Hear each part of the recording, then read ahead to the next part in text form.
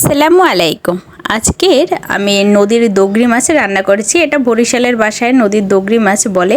এটা আমি হাত দিয়ে মেখে তারপর একবারে চড়চড়ি করেছি একেবারে।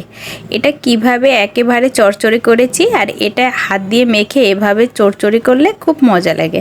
হাত দিয়ে মাখা চড়চড়ি, তার সাথে যদি হয় মাটির হাঁড়ির রান্না, তাহলে তো আর কোনো কথাই নেই।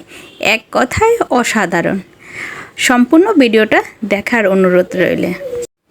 প্রথমে আমি একটি মাটির হাঁড়ি নিয়েছি, যে পাত্রটায় আমি রান্না করব সেই মাটির হাঁড়িটাই নিয়ে নিয়েছি। তারপর এখানে আমি কিছুটা শুকনো মরিচ আগে থেকে টেলে নিয়েছি, সেটা হাত দিয়ে একবারে ঢলে নিচ্ছি। তারপর এখানে কাঁচা পেঁয়াজ দিয়ে দিলাম প্রায় 1 কাপের মতো। তারপর এখানে কাঁচা মরিচ দিয়ে দিলাম, এটা আবার হাত দিয়ে একটু ম্যাশ করে নিচ্ছি। তারপর এখানে আদা রসুন পেস্ট দিয়ে দিলাম 2 চামচের মতো, জিরা পেস্ট দিয়ে দিলাম 1 চামচের মতো। তারপর হলুদের গুঁড়া দিয়ে দিলাম 2 চামচের মতো, মরিচের গুঁড়া দিয়ে দিলাম 1 চামচের মতো, সরিষার তেল দিয়ে দিলাম পরিমাণ মতো। যে যেরকম তেল খান সে সেরকম দিলেই হবে। তারপর এখন হাতে সুন্দর করে আবার মেখে নিচ্ছি। ভালো মতো যখন মাখা হয়ে যাবে তখন আমি এই নদীর মাছগুলো দিয়ে দিলাম। নদীর মাছগুলো দিয়ে আবার সুন্দর করে আলতো হাতে মেখে নিচ্ছি। সুন্দর করে এরকম মাখতে হবে। মাখা হয়ে গেলে তারপর এখানে আমি টমেটো আর আলু কুচি দিয়ে দিলাম। আলু কুচি আর টমেটোটা দিয়ে আবার সুন্দর করে হাত দিয়ে মেখে নিচ্ছি।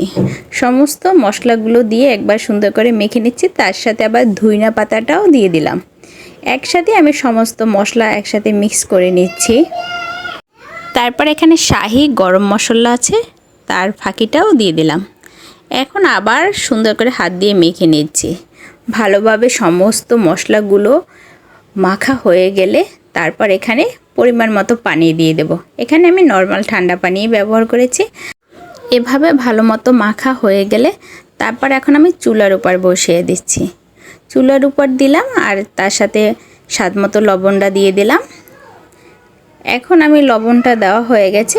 তারপর এখন আমি ঢাকনা দিয়ে রেখে দেব মিডিয়াম লোতে। আবার বেশি জাল দেওয়া যাবে না, যেহেতু মাটির হাঁড়ি। মিডিয়াম লোতে আস্তে আস্তে করে রান্না করে নিচ্ছি। আমার কাছে নদীর মাছটা খেতে খুবই সুস্বাদু আর খুবই ভালো লাগে খেতে। আপনাদের কাছে কেমন লাগে অবশ্যই কমেন্ট বক্সে জানাবেন।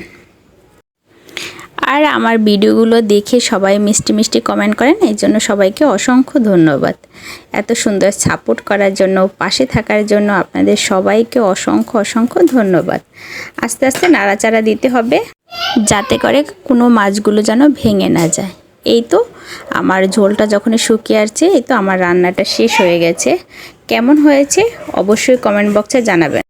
সবাই ভালো থাকেন, সুস্থ থাকেন। আসসালামু আলাইকুম।